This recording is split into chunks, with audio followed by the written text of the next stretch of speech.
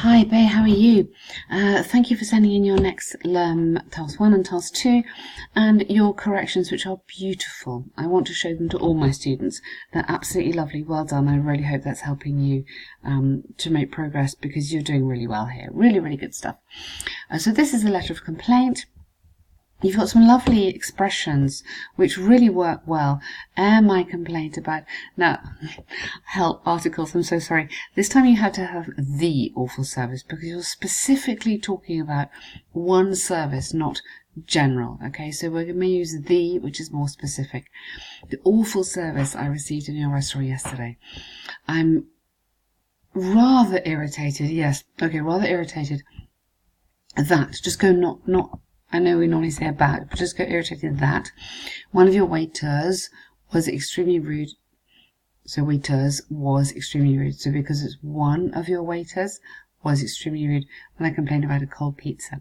So you've already said yesterday, so you don't need to have last night. It just seems a bit heavy here. So in my opinion, it was unacceptable that my friend and myself were served an entirely cold pizza after waiting for 30 minutes. Yeah. So an before a vowel. When I asked the waiter about why the pizza dough was freezing. Yeah, why the pizza dough was freezing. He was uninterested, sluggard. We don't use that anymore. Uninterested, quite an old-fashioned word. Uninterested, and told me now, yeah, don't put direct speech. So if you told me, get it into reported speech. Told me that if I were not so lazy, I would have enjoyed a home. Hey, we're back to conditionals. If I were not so lazy, I would have enjoyed I would have cooked myself I would have cooked myself a meal at home. I'm going to write it down here.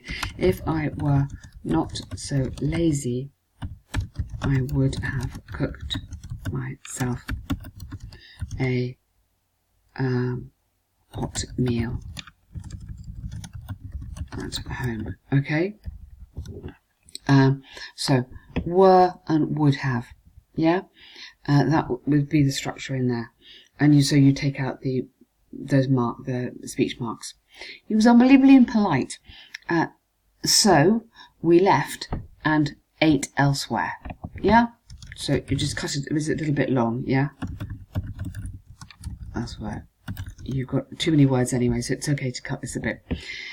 It's incredible. Yeah? Unbelievable, I'd go. Incredible is usually good, but unbelievable is usually bad. That we were treated like unwelcome customers, which has never happened. Never has happened to me ever. Or never happened to me ever. Okay. Or never happened to me before might be better than never ever. I demand, not suggest, go for it. I demand I be given a full refund. Additionally, like I said, I demand, I would appreciate, or I believe that, the waiter owes my friend and myself a sincere apology by phone. Yeah? Sorry. Correct.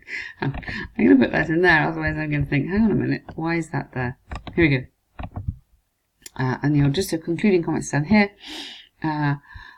Hopefully, yes, I don't think you need that. Yeah, I would just say this one here, I look forward to hearing from you.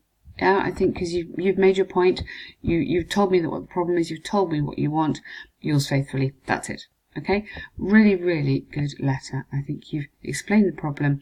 It's actually quite funny. It's always nice to read letters which are quite funny. And you've said very clearly what you want. So really good stuff there.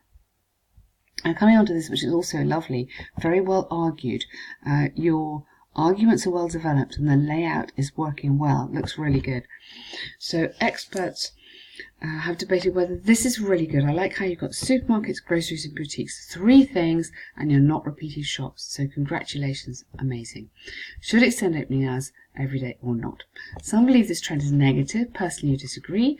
This essay will use examples. Now we don't know. You can either have will be using, but just say we'll use examples of authorized research. Okay?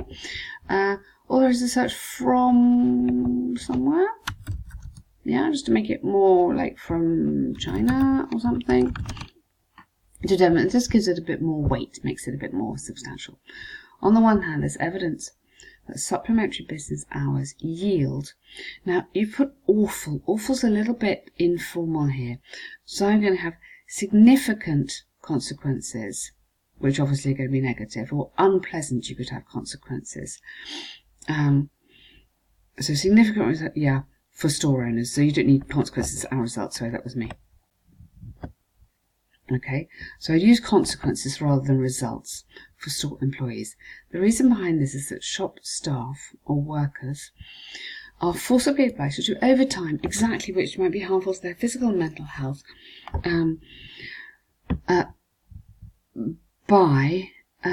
yes, because of increased stress levels. Try not to have they too often, because of increased stress levels.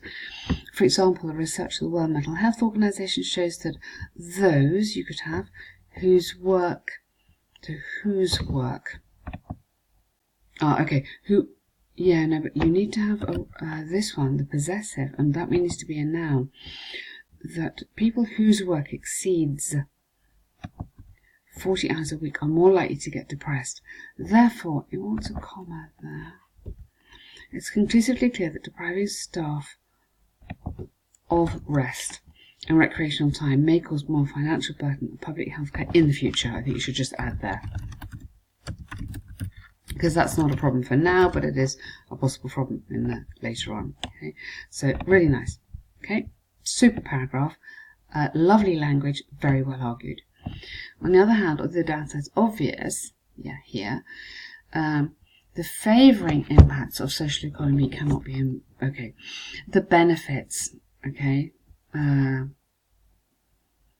Yeah, you kind of want the word benefits, the favouring impacts. The favourable, hey, let's do it that way, the favourable impact of a more social economy, yeah, of a more social economy, because you're comparing it to not. So favourable, make that into an adjective. This is because extended opening hours or later, yeah, opening earlier, closing later, stimulates people's purchasing behaviours after work, absolutely, thus promoting sales revenue. Stores, sales, revenues, and boosting local economies. Just join that together. Change that a bit. For example, research from the Chinese government, or Chinese government research, indicates that if metropolises, we need a plural here. Okay, I'm going to give you that because I genuinely not quite sure. But if major cities, I would probably say, just to be safe, such as Beijing and Shanghai. Now, you're into your conditionals again. If this needs to be negative instead of barely. Yeah, barely's taking you the wrong way. So, if these big cities had not had,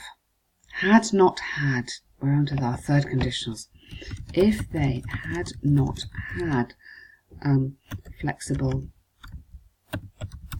opening hours, and then you're coming back up into here, they would not have become so prosperous.